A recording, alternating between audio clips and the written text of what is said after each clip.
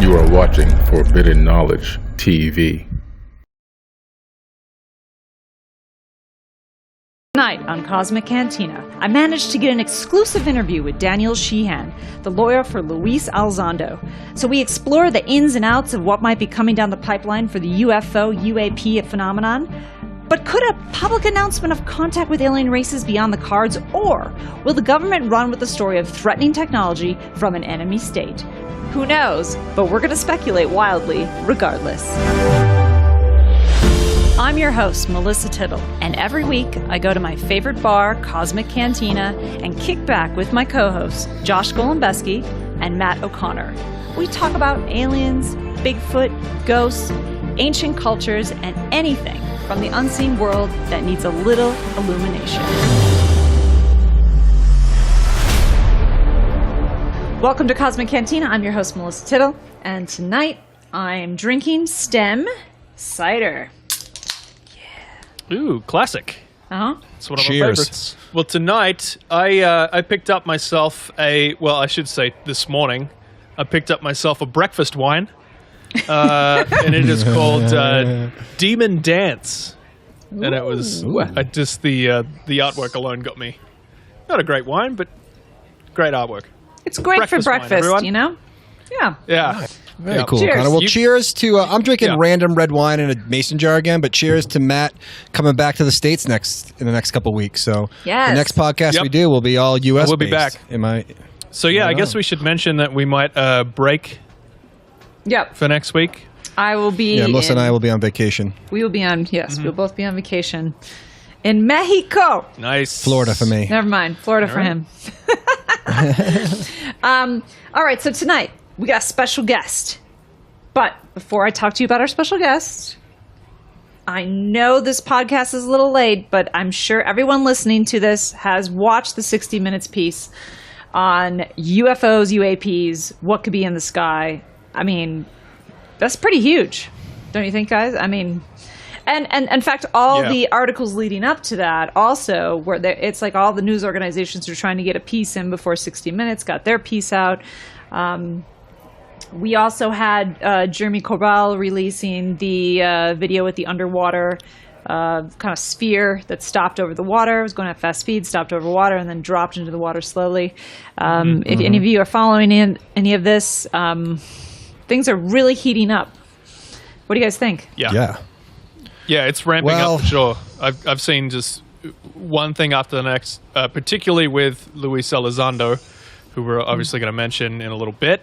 But he's been on, I've seen him on CNN, I think. He's been on a bunch of different stuff. His interviews have popped up. But yeah, it's ramping up.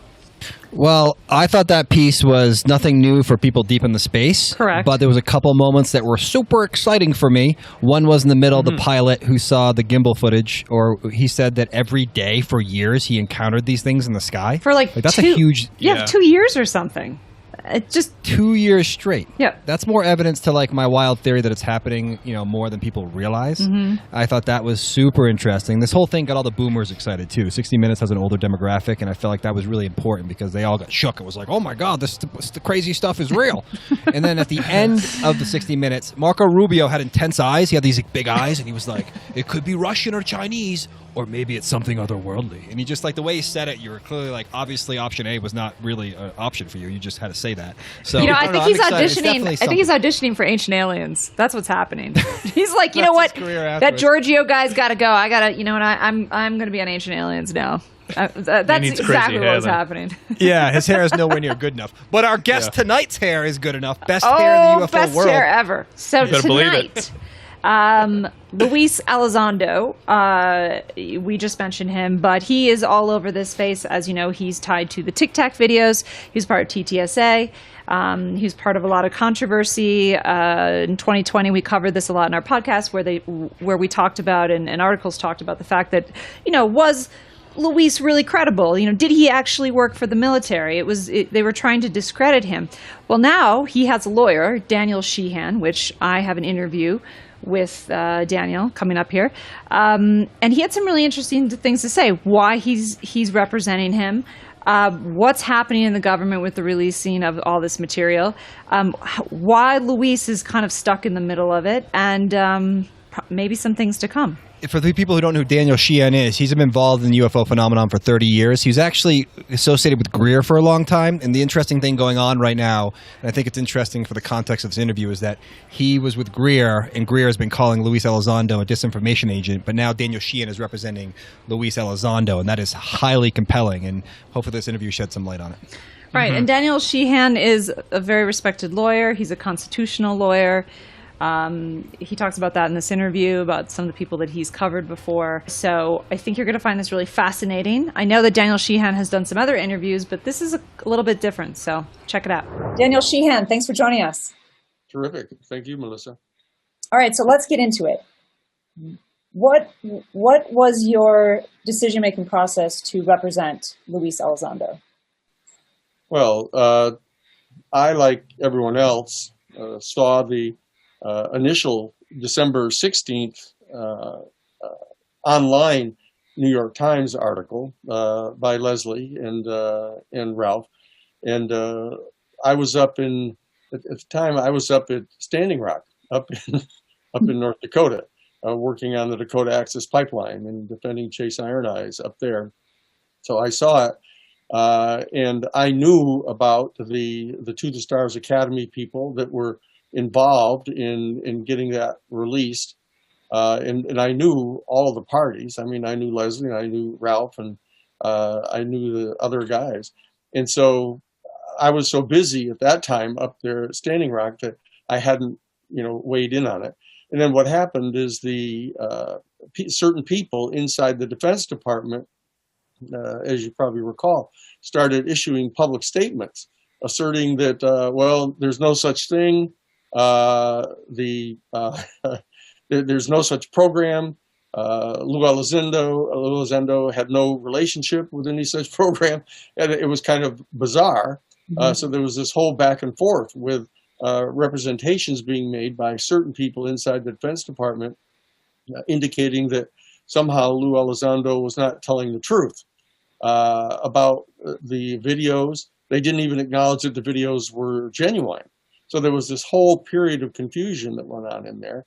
But when it got settled down and actual officials from the Defense Department acknowledged the validity of the videos, that became an entire second round of news, a news cycle. Oh, wow, now look, the Pentagon has actually confirmed this. But there were still elements inside the Defense Department that kept on, strangely enough, asserting that, well, it wasn't true.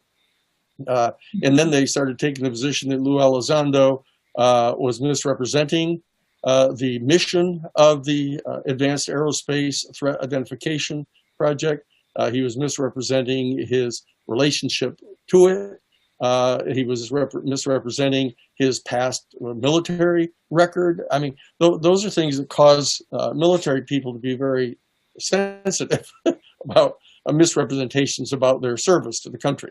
And so he got very upset about this and began to inquire about who the best legal representation might be to protect him against those kind of misrepresentations. They were threatening not only his general reputation, but they would be threatening his security clearance.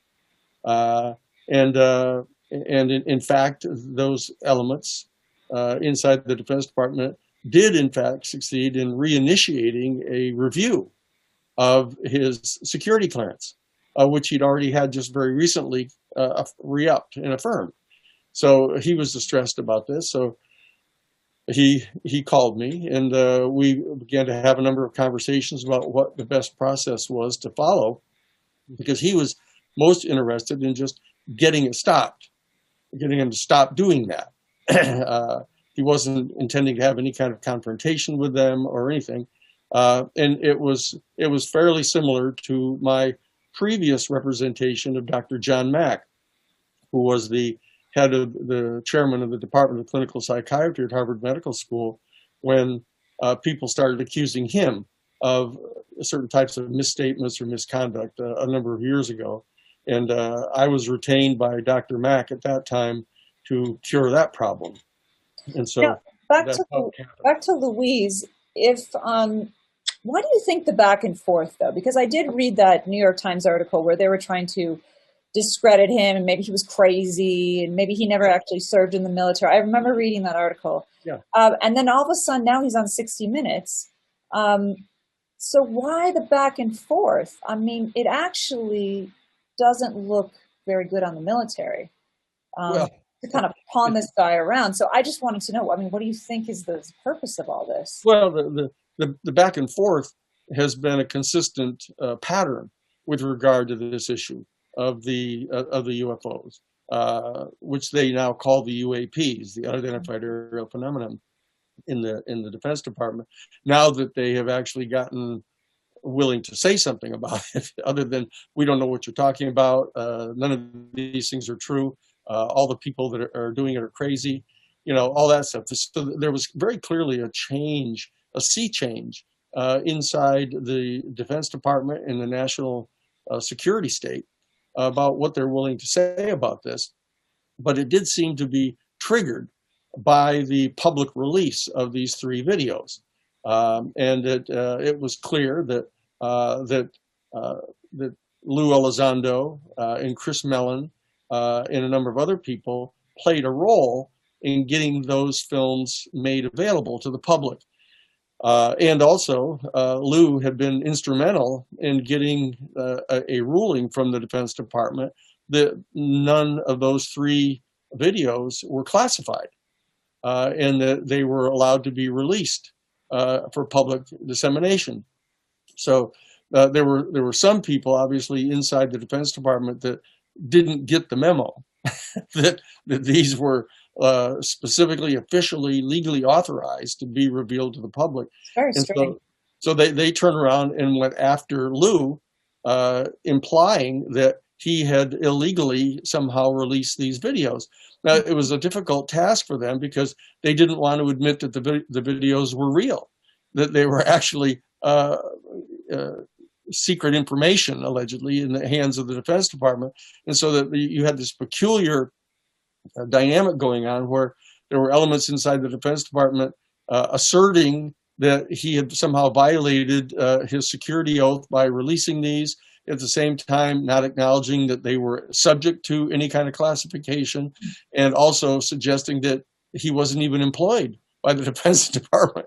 So there was this very significant state of confusion that obtained for some weeks around that whole release. So it sounds like some people want it out and other people are trying to keep it under wraps. Yeah, well, there's infighting on the whole situation of the UAP thing. It's coming out really strong right now, but then there's still this kind of undertone of, is it?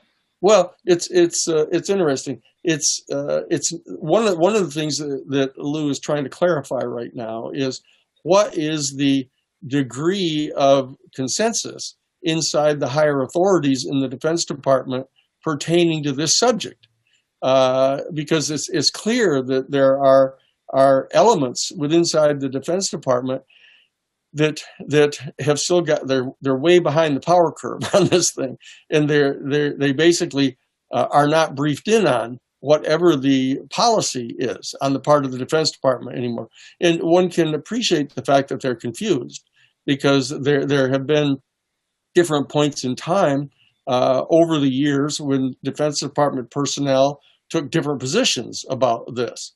And I think that's still going on. This is a period of some significant confusion, you might say, inside the Defense Department. And what Lou is trying to do is to have me assist him in getting some clarification of what the level of hierarchy is inside the Defense Department with regard to what the official position is here on this issue. Right. And so that Lou is hoping to be able to play a constructive role in getting that clarified inside the Defense Department. It's almost as if he doesn't have a choice, though, because now he's in the spotlight. And I feel, maybe there's something you can clarify, I feel like he has more to say. This is just the tip of the iceberg of what he might know. Well, that would be a logical assumption, since he was the director of the whole program.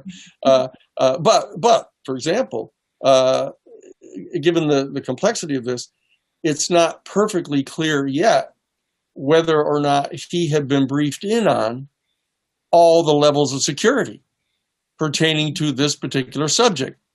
There's an argument, for example, that some of the people are making apparently inside the Defense Department, that this establishment of the Advanced Aerospace Threat Identification Program that he was the director of was basically just a not fully thought through response on the part of the Defense Department to pressure from Harry Reid and other senators who wanted to get something done about this issue. And so they ended up appropriating $22 million and putting it into the hands of the Defense Department and saying, here, the Senate is requiring you to look into this. And there were a whole lot of people that were in the Defense Department that didn't want any type of public review of what information they had or didn't have about the UFO phenomenon. And so some people inside the Defense Department were looking at that U.S. Senate authorized, in fact, U.S. Senate mandated investigation as something that they did not have to treat seriously. And they were just figuring that the senators would go away on that, especially since Harry Reid was going to be. Well, they didn't. Yeah, they were going to be retiring, and so that they may not have briefed Lou in on all of the information that's available, and Lou, of course, would not be in a position to know that, and so given the peculiar history of the Defense Department and various divisions inside the Defense Department in dealing with this thing, it's not surprising that this has not gotten perfectly clarified yet. So there are, and for example, there are 3 different Inspector General investigations going on about the same issue here, and it's not clear at all that they're in communication with each other. And all of them are asking Lou to come and testify and provide information to them. So we're obviously still in the process of trying to determine where the actual highest level of authority is that's actually weighing in on this issue right now, because there may be subdivisions of the Defense Department that are working at different odds here, and so we're hoping to help clarify that. So if they are bringing up these issues with Louise, then it would give more credence to the fact that there is something that maybe they didn't want the public to know. Are we back to that whole thing that they're debating if he crossed some lines and that we're not supposed to have seen these UAP videos? Is that kind of where this is going? Or did they want to release those? Well, I think it's more complex than that. I think that there are some people in positions of authority in the Defense Department who are not only willing but desirous to have more information released to the public about this. But why do you think that is? Why do you think they want to release it? Let's just say all of them want to release it. What would be the main goal? Well, if all of them wanted to release it, it'd be an easier thing to try to figure out. True, but like, what would be the point of releasing it? Versus not releasing it, right? Obviously, we know not releasing it is because they want to keep the control. They don't want to admit maybe they don't know something. But what would be the goal to release it? What advantage does it give them? It's been obvious for people who've been involved in this particular subject for as long as I have, and I've been involved in this sort of officially since the spring of 1977, and so that it's obvious that there has been not a perfectly coordinated program coming from the Defense Department, the Central Intelligence Agency, the National Security Agency, and others who have been on again, off again about this whole subject, and that they're engaged in some sort of an attempt to feather into the public culture information about this subject. And again, one of our objectives in this is trying to figure out, where they're at in that particular strategy right now? Have they come to a new position where they want more of the information out, or they want it out on a more accelerated basis? It's not clear. One of the things that Lou and I both are trying to be very careful about is we're trying to ascertain what the kind of demographics are of the internal infrastructure of the Defense Department right now with regard to this policy, because we don't want to do anything that is being undertaken blindly, and so one thing he did know is that these particular videos, the 3 of them that are at issue with the New York Times account and all of that, that these are something that he thought were so persuasive that he thought that this would be an important thing to release to the public. Now, obviously, if there are 3 or 4 or more subdivisions functioning inside the Defense Department that have different positions on this, his action reaching out to the official section of the Defense Department to determine whether they wanted to declassify this or whether it was classified at all. And he got an official ruling on that before he did anything. And once he got the official ruling that it was available to be released to the public, they still were not authorizing him to release it to the public, which was a conflict. Right. And so what he did is he resigned. Like they're looking for a fall guy in case the whole release of UAPs is a total fail by the government. They're like, well, this guy, he made it all up. Well, it's not entirely unlike Oliver North that you may remember. Yep. That Oliver North was an intimate actor in the policy that was part of the Reagan administration. And George Bush Sr., as his vice president, who was the head of the 5412 Committee of the National Security Council that handles covert operations, had an entirely different agenda, in fact, than was being publicly acknowledged. And so you had this problem of duplicity right at the very beginning. And so Oliver North was following his orders and doing exactly what he was instructed to do by the chain of command.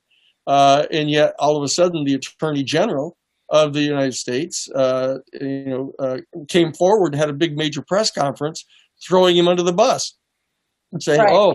Somehow this renegade lieutenant colonel has run off and apparently gone around and recruited old retired CIA and Pentagon weapons specialists from the golf courses around Virginia, to form this whole independent operation, which was a total lie. And so that what we're doing is we're confronted with something similar to this. And what happened is Oliver North, as you recall, basically refused to fall on his sword. He said, no, I'm not, you're not going to do this to me. I've been following orders, and I'm willing to tell you who gave me the orders and what I'm supposed to do, et cetera. And so the whole administration became sort of destabilized because you had an honest man who had been doing consciously dishonest things in Oliver North. Now with Lou's a fundamentally honest guy. But he has security clearances. He's legally obliged to keep certain things secret. And so if he's ever confronted by someone in the public asking him about something that he's not allowed to talk about, he has two options. He says, I'm not allowed to talk about it, or he can say, I don't know what you're talking about. Those are two choices. Those are two choices. And so right. That's why he resigned. He said, look, I don't want to be kept in this kind of conflicted position. I know that these videos exist. I know they're authorized to be released to the public. I have access to them. And so what he did is he set up a meeting along with Chris Mellon to meet with Leslie Keene, who's just as honest as the day is long. I mean, Leslie has been at this forever. Yeah. And so she became a really important person to be trusted with the release of these. And then she reached out to Ralph Blumenthal, who was a reporter for the New York Times to get it put in the Times. And so there's a whole series of extraordinarily interesting questions here. Mm-hmm. For example, what was the process by means of which the New York Times made a decision to put this right on the front page? You know, after all the ridicule that they've been heaping on the UFO issue for decades, how did that decision get made? But that's what I mean. I just feel like there is such a movement to get it out there. And it's like, I want to know why. I mean, I love it, obviously, because I've been in this field for a while too. Yep. But is it because, you know, there's this argument in the field, right? Is it threat-based? Is it because they want us to know because something might happen in the future? I mean, I don't think you have even the answer to that, but it's just interesting to talk about because now the train has left the building. Every news organization is covering it. Yeah. The New Yorker had a 12-page article with Keene in it, talking, and then that's something that would never be in the New Yorker. And now 60 minutes. So one of my job with Lou is to get this clarified.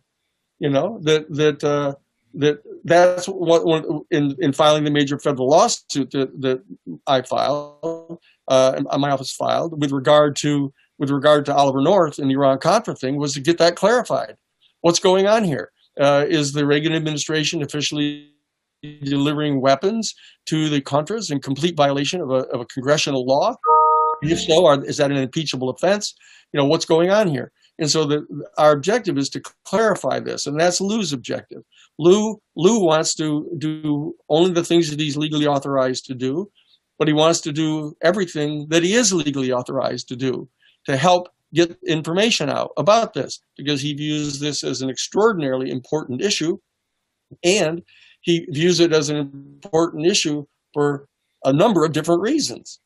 And that's why, until we get this thing clarified, it's going to seem to be confusing. What are the number of different reasons? Well, for example, that if in fact you have a phenomenon that is entering, you understand, the national security state has a particular perspective on the world, which is sort of paranoid, dialectical. The old saying, and I've quoted it, it's an old Sufi saying that when a pickpocket meets a saint, all he sees are his pockets.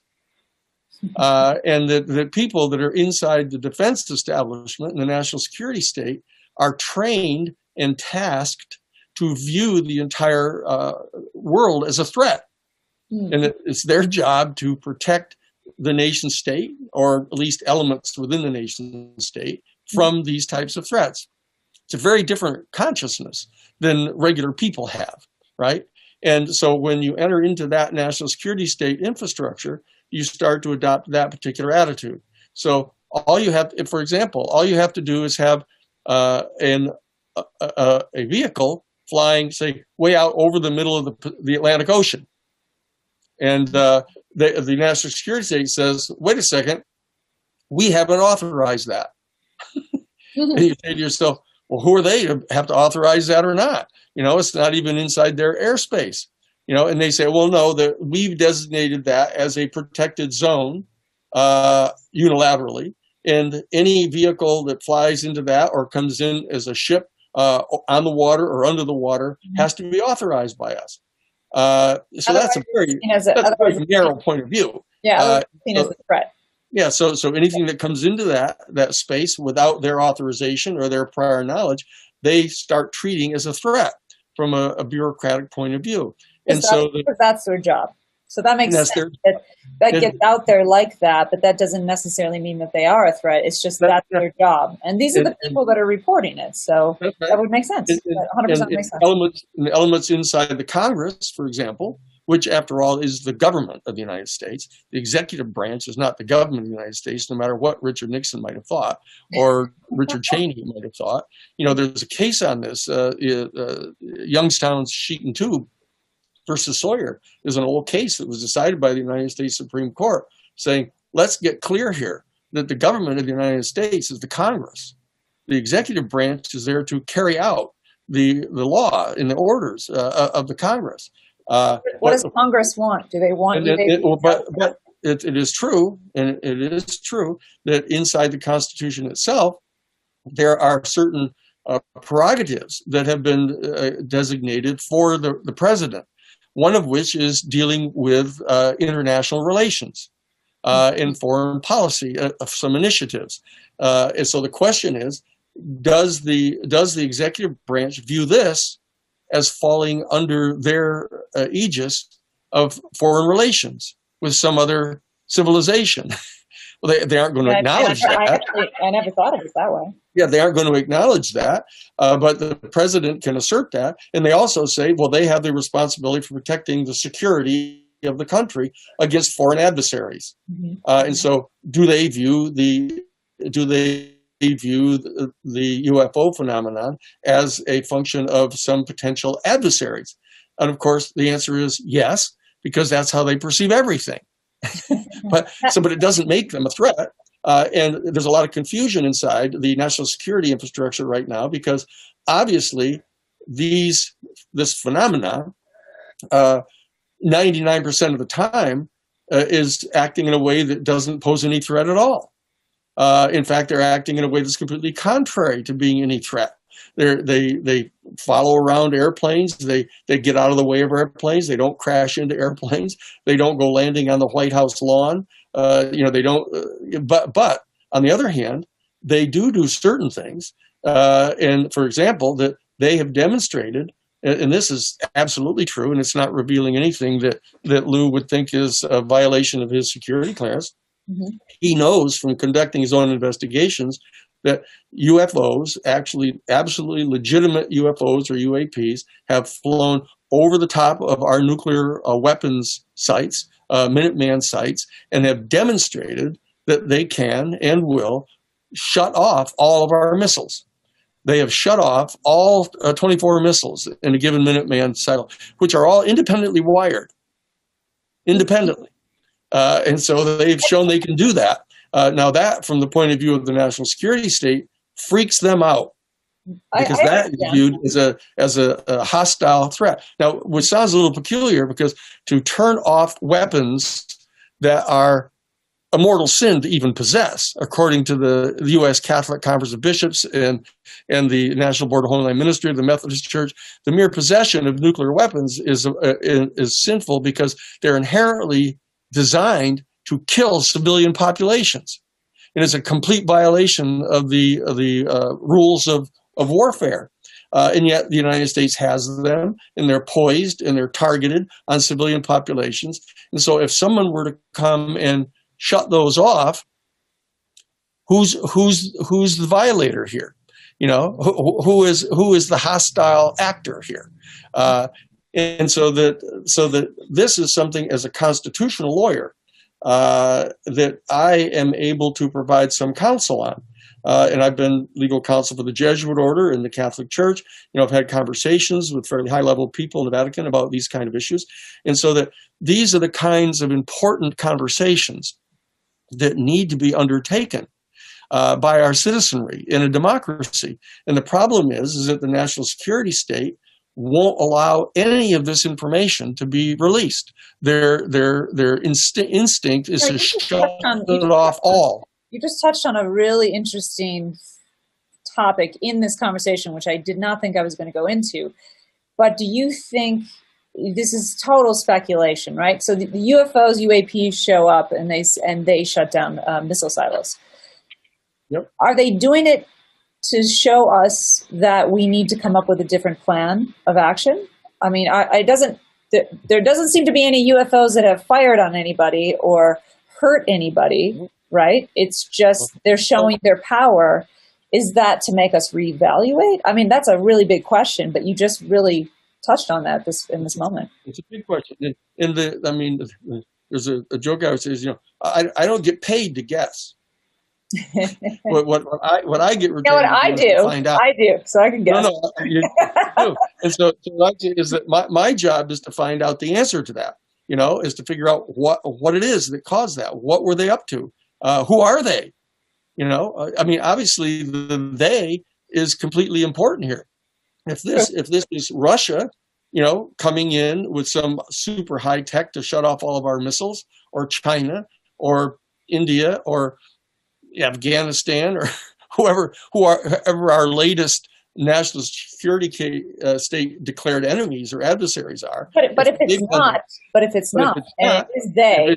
And this constant huge elephant sitting in the middle of the living room of this entire subject we're talking about is that if there exists another highly intelligent and highly technologically developed but distinctly non-human species in our galaxy somewhere, and that they have achieved superluminal flight capacity, and they have got the technology to come and go into our airspace, quote, our airspace, and shut off nuclear missiles, does that make them an enemy, or an enemy of whom? It may make them a perceived adversary of the national security state, which you might guess that it would.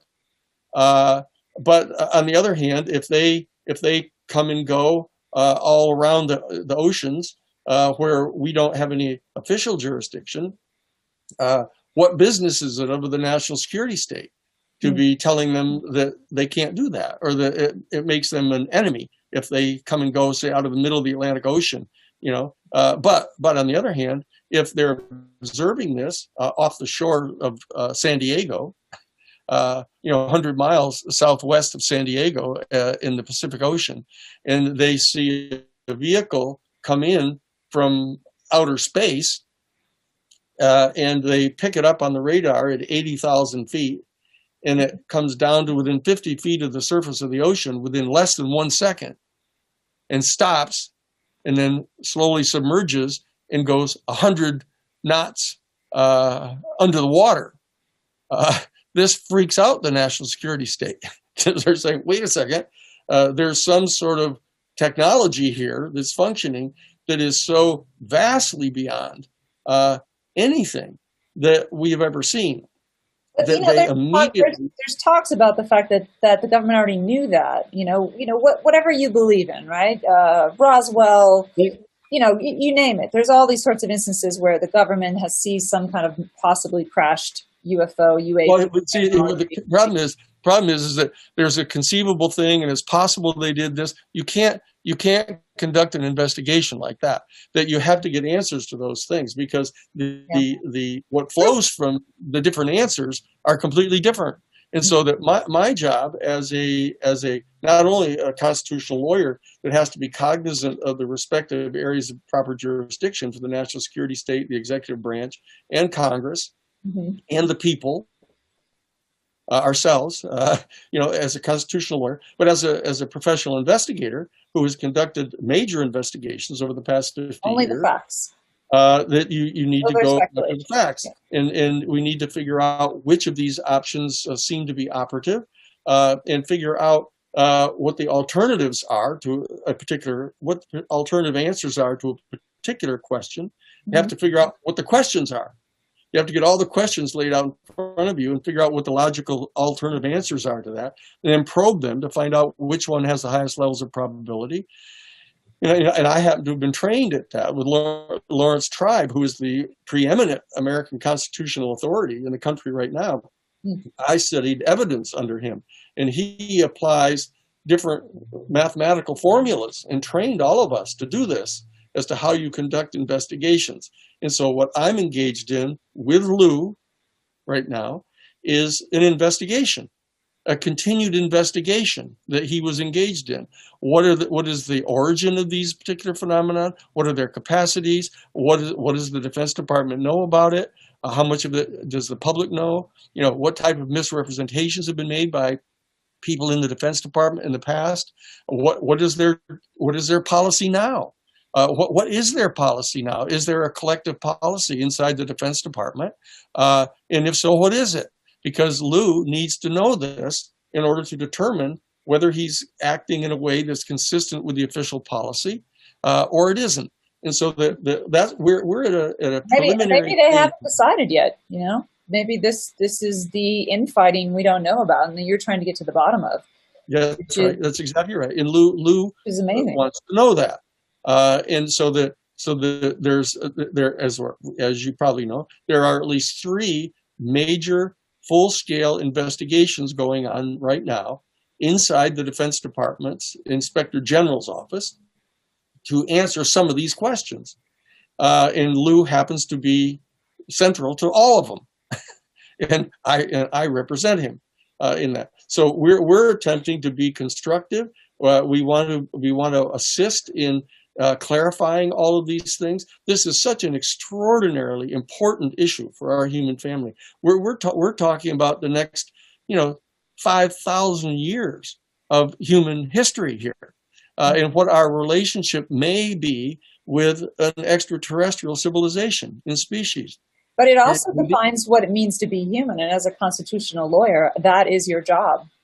Well, also as the legal counsel, what the rights of a human is. Oh yeah. Well, as former legal counsel for the Jesuit order, the largest order in the largest religious denomination in Western civilization, there are profound philosophical and theological questions that are posed to our human family by this, and I want to participate in getting those answered.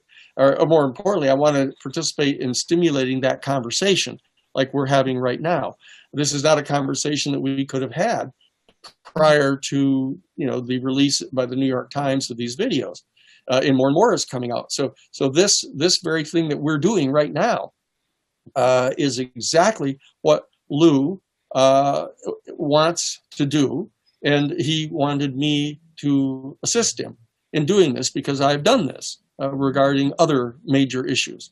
Right. So that's what's really happening here, and so it's not like regular lawyering, Here it's not that I'm getting set to sue the Defense Department or put somebody in jail or get somebody impeached or something. That's not what I'm doing. You're just getting answers. Who are we? I'm working. Who are we as a human race, and where do we come from? That's right. Those are big questions to answer. They're profound questions, and You're a very busy man. The problem is that the national security state doesn't view those questions as being relevant to what they're doing. So they have too narrow a focus on what the issues are here. And so what we're trying to do is to get other participants in our constitutional human order to weigh in on this, to all get to participate. We don't need people who think like a hammer and everything looks like a nail to them. We can't have these people making these profoundly important decisions for us that are going to affect our relationship potentially with another sentient species in our galaxy that are going to affect us for the next 10,000 years. And this is a critical point in our human history right now. If this other possibility is what's going on here. Amazing. Well, thank you so much for your time. You have a lot of work cut out for you, and I applaud what you're doing. And I think a lot of people in this community do. And a lot of people that are watching this are wanting answers as well. And that's why they're still watching and they're listening. So I know that by the time this airs, there might be a million things that have come out, but I really appreciate your time. You're more than welcome, Liza. Just call me anytime. I thought it was really interesting that he, we kind of know that the government's always, there's factions of the government that don't like each other, and this is why things get confusing when information comes out. But he broke it down a little bit differently than I've heard before, and I just thought that was fascinating. That there are factions, according to him, there are factions that do want this information to come out, and there's factions that don't. And it seems like Luis is kind of stuck in the middle. I just thought that was fascinating from his point of view. Absolutely. What do you think, O'Connor? Yeah, there was a bunch of different stuff that he talked about, but it made me think of some of the stuff that related to that 60 Minutes piece as well, which I think were pretty pertinent. Like I like, Melissa, how you were trying to get him to kind of speculate on what he thinks is going on, but he's very lawyery, so he didn't really do that. He's like, and I can't answer that one, Melissa, and I'm going to talk about something else. Yeah, but I thought what was really interesting is that there was a point where he kind of hinted that, Elizondo has a bunch more stuff to say, and it's not the time now for it, but he's got a few more truth bombs to drop, which is I was like, ho, hello, disclosure, what's going on? Or disinfo, depending on how you feel about all this. Maybe it's both. Yeah. Cheers. It's both. Either way, we're getting disclosure. Yeah, I love that interview. I think it was amazing, and he is so credible and interesting, and he has real contacts. He's really in the mix, and I'm just honored that he was on our podcast. One thing he said that was really interesting, connects to what I'm going to talk about, was that the security state or the generals were only worried about the threat and not the bigger questions. Mm-hmm. And that's all they really cared about. And that kind of sat with me because it's like disclosure's in the wrong hands. You know, like it's all wrapped up in the Department of Defense because they have the money to investigate it, which I'm going to get to in a second. This has happened throughout history multiple times. And like it's just the wrong vehicle because like they're not answering the bigger questions. Like they're not asking like why are they here? Who are we? And all this stuff. But their research does kind of answer some of those questions. They're not concerned with it is what my point is. So it's not their what did job. I get into? Yeah, exactly. You can't really blame them. They're literally trained to be paranoid. So they're only thinking about threat and what it could be and how it could affect our national security. So you can't really you can't hate on them. You know, my opinion's changing about the government doesn't know what they're doing. They're holding it from us, blah, blah, blah. It's so much more complicated than that, as we all know with all these issues. It's all gray. There's no black and white. It's just gray. So I've been researching and just trying to find what is going to happen with this disclosure. Like, what are we going to learn? I don't think we're going to learn everything right off the bat, obviously, that we talk about. It's going to be a slowly dripped out. But, like, what does the government know? What do they really know? And I was like, where's a document or something? Give me something where I know exactly what they know. Yeah. And what I came across was something awesome. And this guy's older, but everything he says is what we're saying today in modern ufology. Maybe we've been saying it all along, and my awareness has just grown. But everything he said was awesome, and it comes from the 60s. This guy is a legend. He's passed away now. He's with the rest of the ufologists who have passed away, with Stanton Freeman and Philip Stone. No. Clifford Stone. Cliff Stone. And then this guy who's passed away, too, his name is Commander Sergeant Major Robert Dean. Woo. Robert Dean was in the military for like 28 years. And he looks like Sean Connery. He could be Sean Connery's like younger brother, who's like just as handsome and charming with a ponytail. Remember Sean Connery later in life had the ponytail and Medicine Man and thing? He looks just like Sean Connery, but like less aggressive. He's definitely love and light and gentle. Yes. Military background. Yeah. Yeah, very, very, yeah. Yeah. And he's not, And so this guy in the 60s worked for this organization called SHAPE. This is all real. This is all verified. SHAPE is the Supreme Headquarters Allied Powers Europe. It's a NATO organization. This is not in Star Wars. I swear to God, this location. This is in Star Wars. I know, SHAPE. That kind of throws me off. Like, really? Was there really a SHAPE? There was, and I think there still is. So he earned a cosmic top secret security clearance working in this one center, because he worked at the command center. And he had access to a vault. In 1964, his life changed forever. He came across a document in the vault that was like 10 annexes long, had multiple different sections, which I'll get to in a second, called The Assessment, and then had a bunch of things after that. The Assessment of blah, blah, blah, threats against blah, blah, blah, blah, blah. And it was all based on the UFO phenomenon. Before I get to the details, a little backstory. Basically, this is the Cold War, and in Europe and Russia, they were constantly tracking silver discs, largely flying in formation, coming from Russia, going over Europe, and disappearing over the Norwegian Sea. Now, the Soviets were obviously picking these things up as well, and at first, both sides thought it was the other side. So it was causing a lot of tension. Like, World War III almost started because of UFOs. And there was one particular incident in 1961, February 2nd at 2 a.m. Yep, very specific on that. Where was it in March? There was February. I was close. Almost. Okay, sorry. Almost. Close. I think it was like the 20. I think it was the 28th or something like that, too. So, See? yeah, it was close. Yeah, it almost March. Oh, my God. It was like a day away. Okay, sorry. Right. It was March somewhere else in the world. No, you're right. Your theory's totally right. So these UFOs almost caused like a war that night. Both sides were high alert. They sent up jets. It was this whole thing, and it all subsided. It was like 15 minutes where literally World War III was going to happen.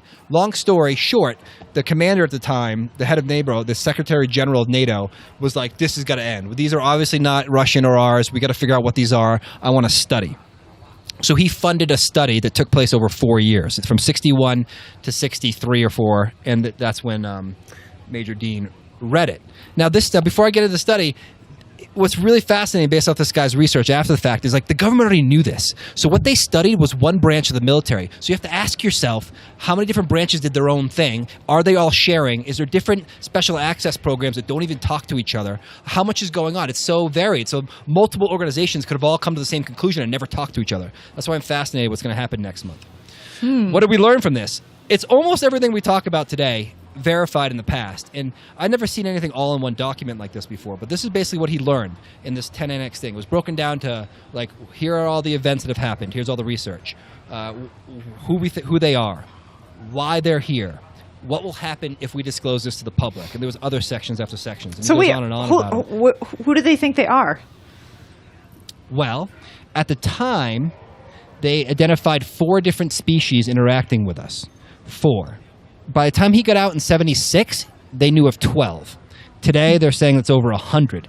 Now, the fascinating thing about this is, out of those 4 species, 1 apparently looked exactly like us. And we've heard this before. Not Nordics, not ridiculously supermodel blondes, but these are just normal humans. And that really made the generals paranoid. That's what actually really motivated them to really study and really get into this. Because like, geez, how do we even know? They could be in the White House. They could be anywhere. That's terrifying. And they're naturally trained to be paranoid. So they were really worried about that. It was kind of the impetus for the whole thing. But what was fascinating about this, some of these species, they're going to say are thousands of years ahead of us. And the more advanced the species was, the more likely they were to be multidimensional. So there was species that were coming from a different planet in our galaxy, from a different planet in the neighboring galaxy, and then from different dimensions. And basically the more evolved they were and the more advanced, and generally the more benign and love and light they were more and more likely to be multidimensional. But some species were only 40 or 50 years ahead of us, they're claiming. So what is that? It's crazy. So imagine us like in 40, 50 years. Are we going to fly around to planets in our solar system and be like, what's going on down there? Let's butt probe someone. Imagine the iPhones they have. That'll be your ancestors. Right? Yeah. Just butt probing, fast talking dicks. Okay, so what else did he learn quickly, just to go over this? Because like there's so many details in this, it's unbelievable. But this is what he says, and this is stuff we talk about today. This was all in this document, that there was a process or a plan unfolding over thousands of years. These ET, multiple species are involved in it, not just one. Multiple, and it's all about genetics. We are a hybrid species. From the beginning, not they're trying to make us into a hybrid, or hybrids are slowly trying to infiltrate us. We were started as a hybrid species. Basically, they were flying around 100,000 years ago. They saw Neanderthals or apes, and were like, that's going well. Were they here before then and made apes happen? I don't know. But from this document, they're saying that they saw that, and then they made us in their image. That's very Anunaki, Oh, stuff. It's all over this. Yeah, they don't say the word Anunaki, and they never bring up giant, bald dudes or giant people. They just bring up a race that looked exactly like us. So with same stuff. They genetically manipulated us. They're still doing it today for whatever reason, but they're not hostile. And the generals, that's why the generals don't really care. They at no point have they really shown that they're out to get us, and they could at any time. But we know that, right? And the last part of the study, which I thought was interesting, well, we all know this, but in it, basically, they said, humans can't handle this. We're going to deitize them or create gods out of them like we did before. The document claimed that all major religions were based off the UFO experience or the alien experience, which, I've been saying that for a while. I don't mean to offend anyone who's listening who's religious, but like that's what we say today, and it was all in the document in the 60s, even before. So they're scared to let it out. And apparently there was another study by the Brookings Institute that Margaret Mead was a part of, apparently, that also kind of said this too, like the humans couldn't handle it. Now, I disagree with that, but that's why they never released it after 64. And there's 3 copies of this document, apparently. But that's what I went into. Basically, it verifies everything I've researched and heard all in one document. And I thought that was fascinating, especially since I hadn't dove into the work of Sean Connery before. Zardoz, yeah. I think The Rock was his best movie. I love that movie. Okay, Matt, what do you got? So, well, I wanted to, the whole idea when Daniel Sheehan was talking about like the government and the Defense Department and stuff were really taking a kind of a tactical view on this, of this being a threat because it's their job.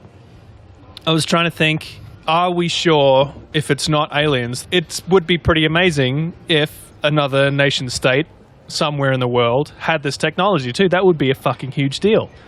Is this technology possible? So I came across a video that kind of led me down this path, and it was about an anti-gravity researcher from the early 90s. Her name was Dr. Ning Li, and she was a Chinese-American researcher at the Center for Space Plasma and Aeronomic Research at the University of Alabama in Huntsville. Okay? Okay. So, Wow, that sounds really smart, but since it was in Alabama, I'm like, maybe.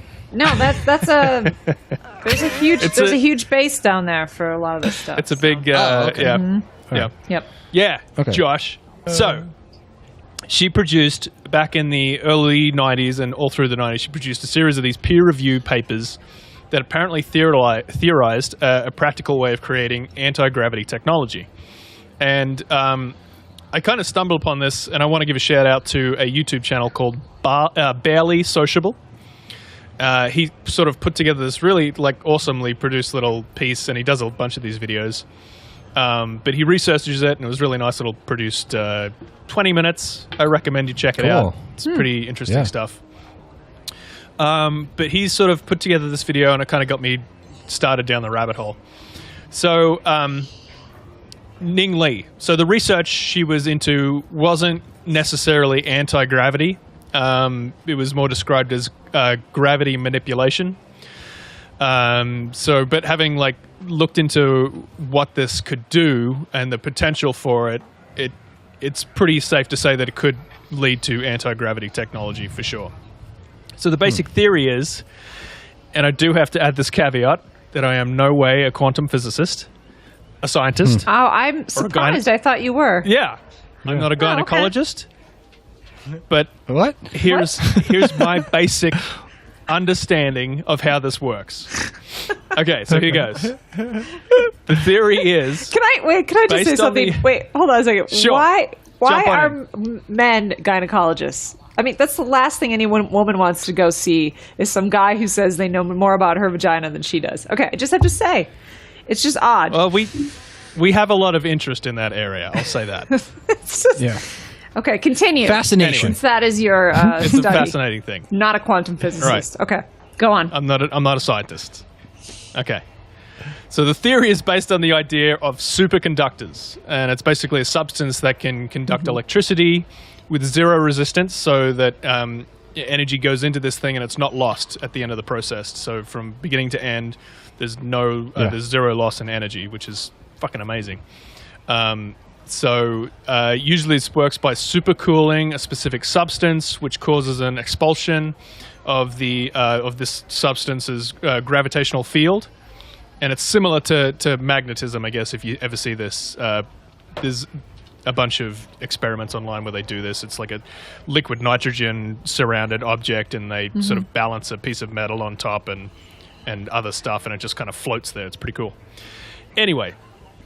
Yeah. So Dr. Ning Li comes along with these claims that she can achieve this process, with this force field-like effect that happens without having to supercool this superconductor. Because obviously having to supercool something is really fucking impractical if you're trying to bring this into the public sector as, technology that we can all use, Right. So, Ning Li. So here's what she basically claims, and this will be the end of my little science talk on this role, since I don't really know what I'm talking about at all.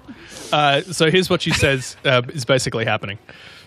So she says she claimed that the anti-gravity effect could be produced by rotating ions, creating a gravitomagnetic field perpendicular to the spin axis. All right, are you with me? Are you with me so far? I am. So Yes. in her theory, if a large number of ions could be aligned, and she lines them in this thing called a Bose-Einstein condensate, something. The resulting effect would be a very strong gravitomagnetic field producing a strong repulsive force. The alignment may be possible by trapping superconductor ions in a lattice structure in high-temperature superconducting disk. Okay? Sounds like my morning bonus. Sure. It sounds like you To each their own. and your gynecological studies. Yeah. I love that. I love that you're reading this with your breakfast wine. You're like, I'm not a I scientist. know. Breakfast wine. Okay, Listen, Matt. if you don't believe in breakfast wine, it is a thing. You can believe something hard So enough, you after can all make it that, happen. after you've murdered all that quantum physicist crap, tell us why this is All right. so. I mean, this does sound how a UFO would functions, how we think it functions, right? In using Yes. free energy and that kind of thing. So Right. So spinning these ions inside Right. something that's super cooled is the basic outcome. But she and other scientists who followed her research also apparently have a way of doing this without having to super cool this object, which is great. So, and it made me think of, also in that 60 Minutes thing, there was a really fascinating description that one of those pilots gave of a sphere with a spinning, I think he described it as geometry inside it. It Yep. reminded me of the idea of a Merkaba, if you know if people in our audience know what that is. Kind of like the but movie it's- Contact. Yeah. Remember Yeah, a in lot like Contact, that, that's how actually. they traveled. There was all that. Yeah. Okay. Spinning things inside of it. Yeah. Anyway, so enough science. I'm getting dizzy. That could be the breakfast one, though. So after this, during the late 90s, obviously a bunch of scientific publications got hold of this because these were peer-reviewed studies that she was releasing. So she was sending them out to other scientists. They were recreating her theory, going through her maths, ticking all the boxes, said, yeah, this seems legit. Your numbers are correct here. So peer-reviewed Wow. things were getting released. So later after this, media and publications, including Popular Mechanics, actually had a big story on this as well. They kind of latched onto this idea and ran a bunch of stories, and they kind of hyped this thing as like this new big technology that was going to be released that was going to, really boost our humanity's technology as a whole, because it would be like a huge Wow. deal. yeah, totally. So not long after this, Dr. Ning Lee then decided to part ways with the University of Alabama and start her own company, and Smart with move. a couple of other scientists who were working with her on this. And she also worked a little bit with NASA too, but they said NASA didn't have that much funding, which is interesting. The private sector was where they were pumping money into, but NASA itself didn't have enough money to basically run these experiments, which was interesting. That makes sense. Maybe No, because that makes No, sense. that totally though. makes sense. Yeah. It's a Yeah. public company, and it only gets so much money. But the private sectors can hide money, and so you actually don't know how much things are costing. So, I mean, that makes sense. Yeah. So yeah, she starts this company called AC Gravity LLC, and then she starts looking for grants to start exploring this technology. So she obviously starts getting a lot of interest from investors at this point, because this is obviously a big deal. And like I said, this is late 90s, early 2000s now that she's broken away.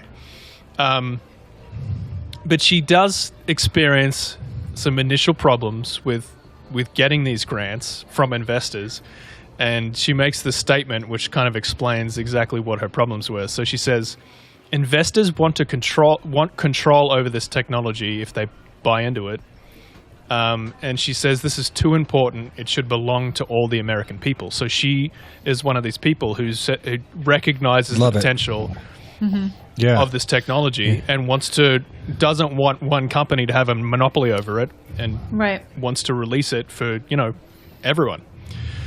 Obviously, that doesn't work in the society we live in, which is Yeah. sucks for a lot That of things. sounds nice, but we Medicine understand how and the world technology in works. general. So you can see how this is she's starting to run into some trouble here. So interestingly enough, her final paper at the university before she left made an interesting claim that there were severe limits on what this research could possibly achieve. There was this little end section where she basically just shat all over her peer-reviewed, she didn't necessarily, but the papers that she released had this little abstract at the end where they basically said, yeah, it's a nice idea, but not at all practical, and there's no real future in this whatsoever. Okay. Which is a really weird statement to make if you're Unless about to you were trying dive to hide headfirst into something. this business. Right, exactly. So she makes this statement in the research papers and then decides to start a company based on this technology that apparently doesn't really work that well. That doesn't make sense. So obviously this research is really highly controversial because it kind of goes against the whole Einstein theory of relativity, right? So it's everything that modern Western science is based on. It kind of shows to be, maybe that isn't so true.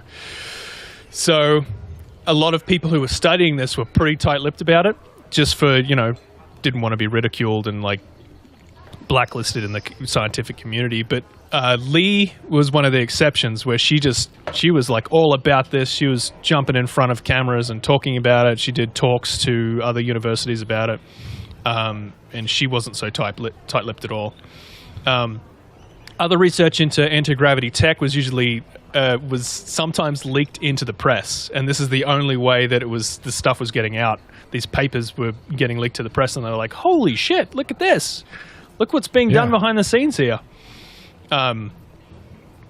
Obviously, like hyped up as this massive step in human potential, which it definitely would be, and it was only then to be quickly shut down by the scientific community. So these peer-reviewed and accepted scientific papers were suddenly being retracted and explained away by mainstream scientists.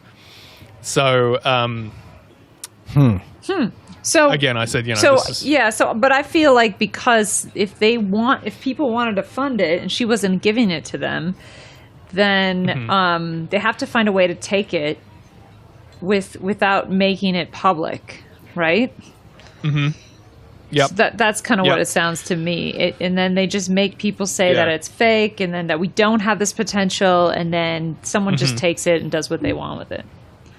Yeah, kind of happened with Tesla. But she didn't ever fall for that and just kind of give up on it. She kept pushing it and had, I don't know if she ever took out patents on this thing, but she must have, surely, if she started a company. I don't know. But she sort of kept running with this thing, even though she was getting this pushback, right? So, and then I was kind of thinking, like, is it, like you said, could it be that there's the private sector is just trying to bully her into stealing the technology? Could it be that mainstream science is trying to, like, quash anything that kind of steps outside the box that they like to look in? Or could it be that some sort of government entity recognized the massive defense military potential in this and just like, okay, great, we don't want anyone else knowing about this, we want this for ourselves, so we're just going to discredit and just quietly work on it behind the scenes. Wouldn't be the first time. Like they already have it, and like they that stopped her happened. because... Yeah. Okay, sorry. Yeah. I was just going to say, like, that is exactly what's happening. They already have the tech. I would say it's more they want to discredit her because they already have what she came to, and they just didn't want it out there any longer. Possibly. Because what she's saying, we know, probably existed since the 40s. Sorry, go on. So these scientific bodies, including NASA, by the way, it was interesting that they tried to recreate. They said that they were recreating her experiments, but they failed to find what she found. So obviously, like, shutting it down, kind of thing. But it was interesting that the papers that they released were then suddenly criticized by science, saying, "Hey, you didn't actually recreate step by step what she did. You got to a point and then didn't do it." And they just said, no, it's not. There's nothing behind this. So maybe it was due to a lack of funding that they weren't able to pursue it further, but it's interesting that NASA, and in particular, said, there's nothing behind this, but they never actually recreated her exact experiments. They just kind of said, we got never a straight answer. Never a straight answer. That's what NASA stands for. So wait, what? So what happened? Is she like? Well, what? I'll tell you, Melissa. Okay. Here's what happened. You tell us, O'Connor. So, it's really interesting that after these attempts to discredit all this research, Dr. Needling was given a grant from the Department of Defense to keep going. Department of Defense said, here's a bunch of money. I think it was like $500,000 initially. Keep going running with this, with your research, which is interesting for a supposed research paper that was shat on, that they said didn't work. Right. So the Department of Defense started investing in Ning Li. So after this, her career is kind of a mystery. After she goes into bed with the Department of Defense, we don't really hear much of her at all anymore. She just gets kind of whisked away, secreted away. And I don't mean like she was taken out, like someone shut her down, but she was like, her research herself and everything about it was just kept under wraps, basically. So AC Gravity, her company that she started, still exists today. Like, it's still up and running, so it wasn't ever shut down. And then I found like that leaks have come out a few times, different papers from leading physicists in the field, saying that they're continuing this research and making these major breakthroughs. One was mentioning like an energy beam that could create this anti-gravity field around an object, which was super interesting. It was later suggested that she was working with the Pentagon and Department of Defenses with this technology, but at some point she went back to China. Either she went back of her own accord, or I don't know. She went back to China, and the Pentagon apparently couldn't reach her after that. So this was, I guess, early 2000s or something like that. There was the video I mentioned by, what was his name? The guy who made the video at the start, Barely Sociable. He has this interview with a physicist who knows some of the people in the field, and he mentions her specifically as saying she is in China now working specifically on this technology, has been for however long she's been there now, and the Chinese are apparently pumping just shitloads of money into this tech. So that got me thinking, like, obviously people have been seeing these UAPs, UFOs for much longer than the 90s. But could, like you said, Josh, could we already is this technology something that they just were like, oh yeah, we know about this, but you need to shut up about it. But now the Chinese obviously have this technology. Could the threat that these UAPs face, is it possible that it is from just other nations? And, the media is saying, well, no one has this technology. We don't have this technology, so no one else has this technology. Is that true? I don't know. I don't know. But I mean, when I was listening to your story, I think that, again, we're dealing with a not very clear idea what's happening. Obviously, there's people in the government that supported her and kind of thought that what she was doing was real and needed to be investigated, whether they knew about it or not, or whether they studied, things like Roswell, if that really happened, if people really gathered technology from that. And so they knew that she was onto something, right? And then there's other factions that were like, that's just totally BS. And, we don't want anything to do with it. So she went back to China. So, I mean, I feel like there's probably some of these videos that they could be some technology that the U.S. government has that we don't know about. But there's just so much can't be answered. I wouldn't say that they're all a government rouge, or that it's China, or that it's Russia. If it was China or Russia over our eastern seaboard every day, like looking at us as we do our operations, it would have already been World War III. There's no way. I think they have it, Matt. I think the answer is just like everything. It's gray. They have it. Some sightings are them. I think if we did that to them, or they did that to us, and we found out, it would be game on. Like, it'd be on. I would be pissed. Yeah, I'd be like, "What are you doing? Like 2 miles off our seaboard? Like, why are you in the ocean? Why are you flying out of the ocean staring at me?" What country, you guys? What country just does that and spends all that money? Every time a high-powered device gets in the sky and goes and does something for a country, that's a lot of money. So why would they do that for 2 years? Why would they just come to San Diego and hang out and fly away? Like, why? Why? Right. Just to It doesn't fuck make with any us? sense. I don't know. Yeah, but this Well, doesn't the make other thing any is sense. too. One of the things Especially that if the it's, pilots human nature, human culture. Yeah. One of the things that the pilots on the 60 Minutes video said. Did they say this, or am I making this up? Didn't they mention at some point that they're not, not totally sure that it is some sort of American-based military application that they don't know about? They're saying because it's not like they have top secret. Well, clearance. I mean, they're covering all their bases, right? They said, we didn't know at the time if it was some technology that we didn't know about. Because I think we make the assumption that everybody in the military on every level knows exactly what's going on. And in any division, any company, any existence, there's only like a couple people that know what's actually going on. So, I mean, I think they were right at saying that they didn't know if that was something that they didn't have clearance to know about. So I think they were just covering themselves.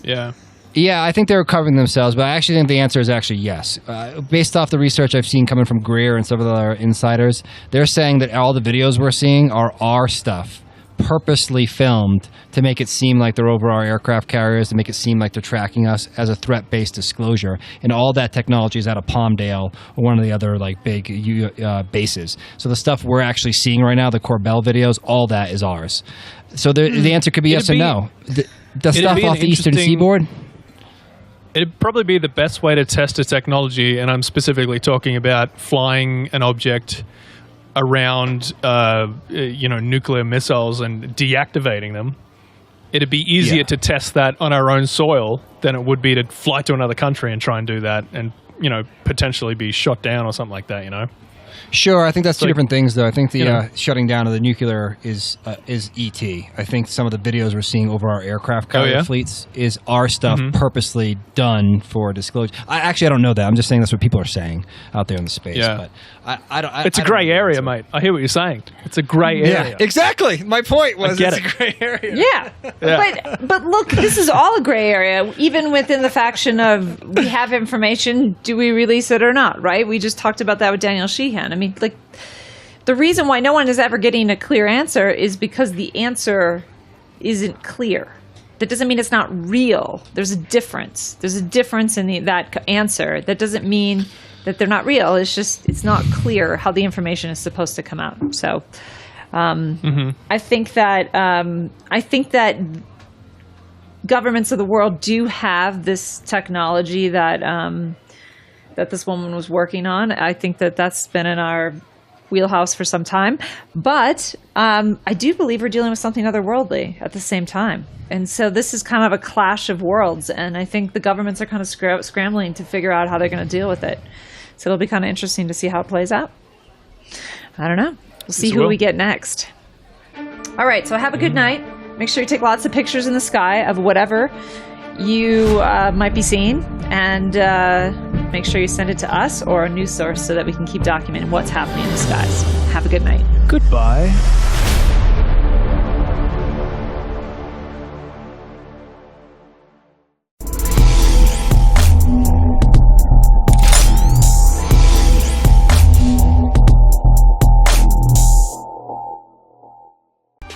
Hi, I'm Billy Carson, researcher, speaker, and best-selling author of the Compendium of the Emerald Tablets and Woke Doesn't Mean Broke. I'm inviting you to join me on forbiddenknowledge.tv to enjoy hours of great programming, learn the secrets of ancient Egypt, unexplained structures on the moon and Mars, financial literacy, holistic and healthy lifestyles. Go now to forbiddenknowledge.tv and get 3 days free. While there, you can enter to win a Rolls Royce. That's forbiddenknowledge.tv.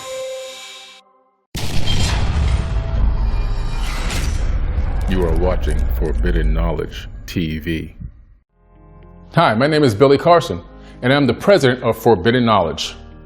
We have an amazing investment opportunity here for anyone who wants to buy shares in Forbidden Knowledge. The money that's generated from this crowdfunding platform is going to be used to bring on a new content acquisitions partner. We're going to hire a new in-house graphics designer, a social media manager, put together a customer service team and a customer service management program that will organize and satisfy all the different legs of Forbidden Knowledge Inc., as well as, and of course, make more improved high-quality streaming content for the Forbidden Knowledge TV platform, which right now is featured on Apple TV, Roku, Amazon Fire TV, iOS and Android apps, and also, of course, the web. The streaming platform is a year old right now and doing very, very well. And we're looking for your support, where you can not only be a conscious customer, but also be a part owner in an amazing opportunity that includes streaming TV, book publishing, and e-commerce. Grow with us and earn with us. Forbidden Knowledge, Inc. You are watching Forbidden Knowledge TV.